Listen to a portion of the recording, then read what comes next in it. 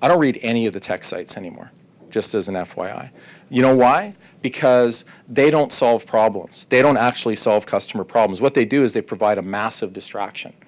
And what we did was I led the charge of lemmings over the cliff, and eventually what happened was I had my project taken away from me. And as somebody mentioned, we took that company to IPO after I'd lost my project because I'd lost my way. And I think our IPO was at about $950 million, of which I got bupkis. So, Jeremy, you did very well, and you can cash out. I screwed it up, and I ended up with virtually nothing. And I started out, you know, that great big list of all the awesome things. And the reason that it went wrong was because we took our focus off of the customer. We stopped focusing on what problem we were actually solving and why people cared about it. So, on a more positive note, I will leave you with the learnings that we got out of that. Never, ever let anything get between you and your customer. You need to know where the money's coming from. You need to know the people that are signing the checks. If you don't know your customer by name, if you can't list off a dozen of your top customers by name and you don't know them face to face, if you've never met them in person, if you haven't been on a call with them, you're in trouble. Because someone else is going to come along and they're going to build a relationship with those customers and you're going to get frozen out. So my biggest learning was when we went out and we figured out, hey, there's this great big market we can go after and there's hundreds of millions of users and there's all this awesome stuff, great, but don't lose touch with it. Don't ever let anything get between you. Don't let somebody else take your place there. That's your spot, you own it, take it. The other is, don't lose sight of the actual problem that you're solving, because when you start falling in love with technology, you start talking about your business in terms of the constraints of the technologies that you're using. So if we use this technology, we can do things this way. If we use this technology, we can do things this way. But it actually doesn't matter. The question that you're asking your technology team is, this is the market problem that we need to solve. This is how much we want to invest in it. How are we going to get there? What's the best way? And somebody drew up a thing about the shortest distance between 2 points the other day. And I thought that was great, because that is the problem that you're trying to solve, is you're trying to be relevant in the market, and you're trying to make sure that your customers always see you as the source of the best solutions. Keep your ego out of the conversation. Again, technology is a great place for ego. It's a great place for people that are very intelligent. We've heard great presentations today from very smart people. All of you are probably frighteningly intelligent to a person like me. And it's very easy for us to get caught up in the fact that, hey, we know this. I know more than you do. I know more about this technology than you do. It doesn't really matter if you're not solving the right problems. And then the last big learning was a fanatical, an obsessive focus on finishing. One of the mistakes that we made consistently was we would start things. So fireworks was a great example. So we started down the path of doing, getting the UI designers to build things in Adobe, and then we would port it over. And then we got 6-9 months into that, and I was like, nah, we don't want to do that. We want to do Ruby on Rails. So we started all over again. In the meantime, we had shipped absolutely nothing. But we started the project essentially over and over again because we were so focused on the technology and we weren't focused on finishing. We weren't focused on delivering value to the market. And ultimately, if you want to have a successful business, you've got to drive at that. You've got to work through it. You've got to push through it. And that's what gets you the success. That's what gets you to the top rung and to have the best business that you can, the best opportunities that you can. I went through that ringer, and coming out the backside, it was actually would have been pretty easy for me to kind of give up and just kind of take a back seat and ride out a quiet career. But for me personally, I needed to go and prove to myself that we could make a winner out of it. And so I got back on and I started over again, essentially from the bottom up. So here I am today, as I said, the accidental tourist of being a CEO. And that's what I hope that you guys can take from this presentation. Thank you.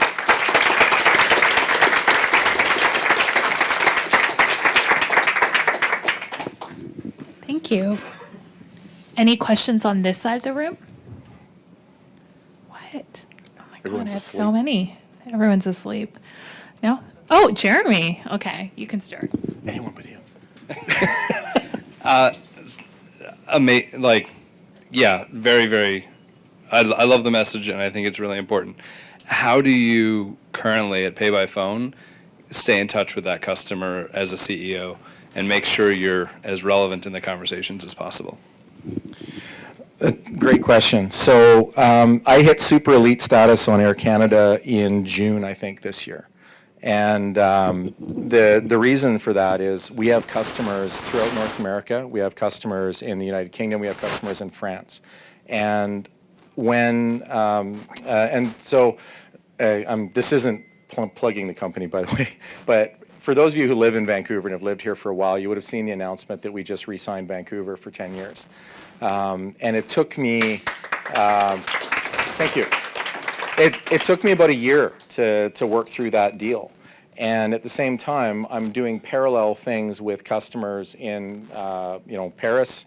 We're working on Paris right now to renegotiate them. In the United Kingdom, there's a bunch of customers there. So I'm basically in front of those people, and they know me by name, and they email me directly, and they phone me, and they have my personal contact information. And when I thought of myself as a technologist, I never gave anybody my phone number. It's like, yeah, I don't want you to call me directly. I want you to email me, and then I'll decide whether or not I'm going to call you back. You need to put yourself right in front of the customer and say, I'm accountable, right? You and I, we're just talking about extreme ownership, right? And that's the model to me. Cool. Thank you. Thank you. How many cities are you guys in now? Depends who you ask. Ah, great answer. Mike? It's about 300 places. That's amazing. Mike? Not even a question. Just really resonated with what you were saying about finishing, the tools and technology. And this just came up today. So it's just a brief quote by Rabindranath Tagore. I have spent my days stringing and unstringing my instrument while the song I came to sing remains unsung. Does it sound familiar? Yeah, I was in a band in the 80s. That's all. Thank you. Any other questions? Okay, I'm going to go over here. Megan? Oh. She's a plant, by the way, just so you know. I do have a question, and listening to your history and the learnings that you took before joining PayByPhone, what would you say is your biggest learning that you actually want to actively apply, especially given the acquisition and what the growth looks like ahead for PayByPhone?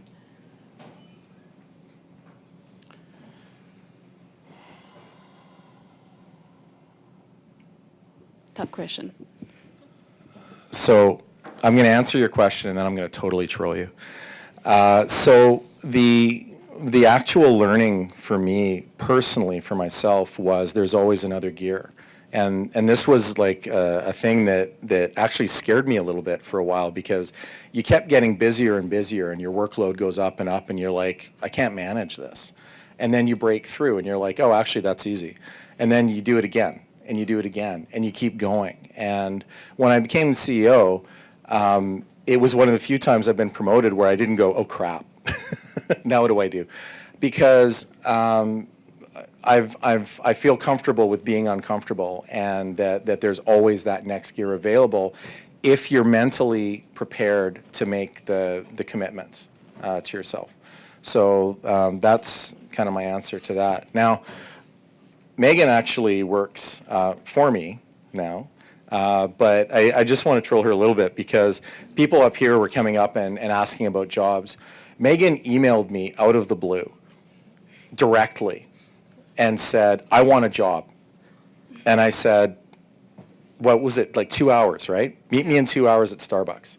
Because I'm like, she's not going to show up. She showed up. And we talked for like an hour or something like that. And I said, look, I don't have a job for you, but I'm going to make one. And it took a couple months to find the right fit for you. But that's, to me, is a great example of a door kicker. Somebody that came in and said, I want it, and proved a point that, yes, you really did want it, and been a great addition to our team. So I told you I was going to troll you up here. Thank you.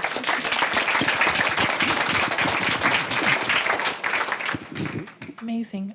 Right over here. Actually, I'm going to give it to Sonia, and then I'll finish up. Quick question. I completely agree with you with the lessons learned, working in product, delivery. Those are things we focus on. However, what I find the overarching problem is creating the culture, the environment to let your team shoot down ideas quick and have the aggressive conversations early so you don't fail later in life. So that has been my greatest challenge in working as a consultant, probably the greatest challenge I see across organizations in Vancouver as well. What has worked for you to say, hey, we have to be aggressive, we have to discuss ideas, we have to shoot down ideas, and without the feelings and egos being hurt in the process? You're never going to do it without hurting the feelings and the egos. And but that's the commitment, right? The commitment is you have to be able to walk up to somebody and have the hard conversation. So a funny anecdote, a friend of mine who used to work with me used to have this expression which he called the Francis Puppet Show, which is not what it sounds like. But so what he meant was we'd go into a meeting, like a big important strategic meeting, and I wouldn't really talk all that much because what I would do is I would build consensus before we got into the meeting. And I would get people to think of things and take ownership of ideas that would push us in the direction we wanted to go. So rather than it be confrontational with me pushing my agenda, it was essentially the team presenting their own consensus because I'd tackled people, at the water cooler, in the parking garage, anywhere you can get at folks to have the conversation, and built that consensus ahead of time.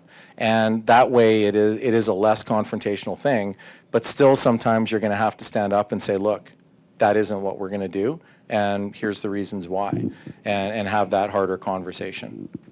And coming into new companies, that's always the fun part, is going through that, that exercise.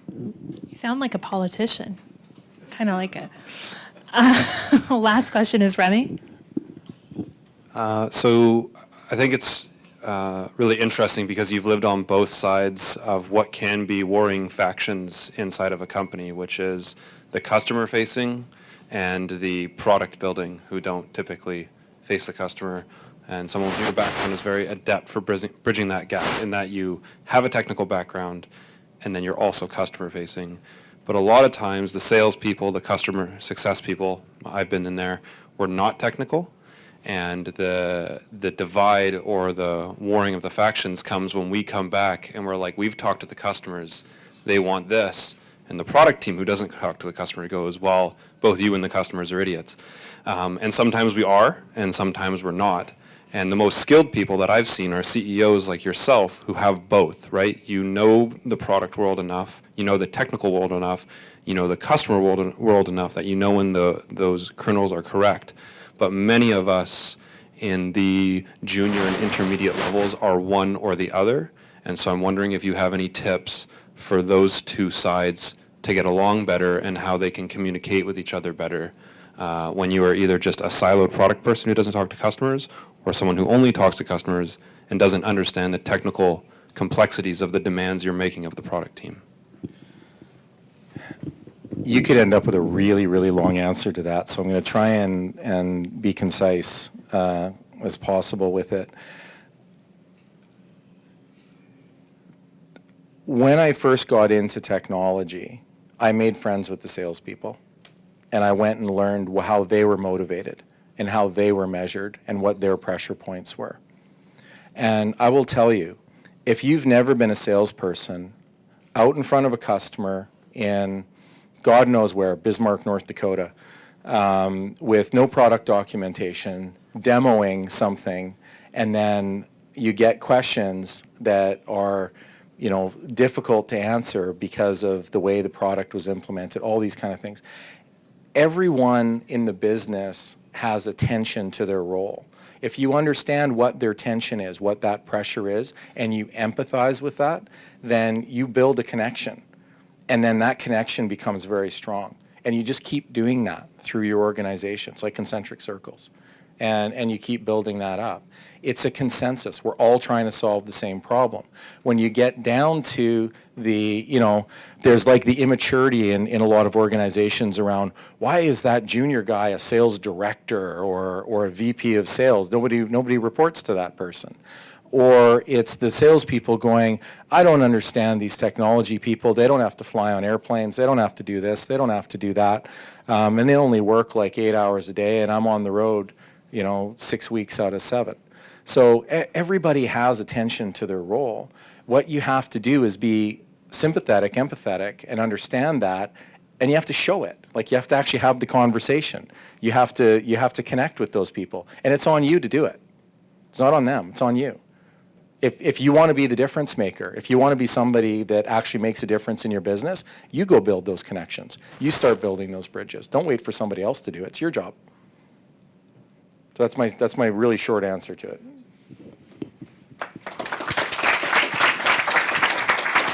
And Thank you, Frank.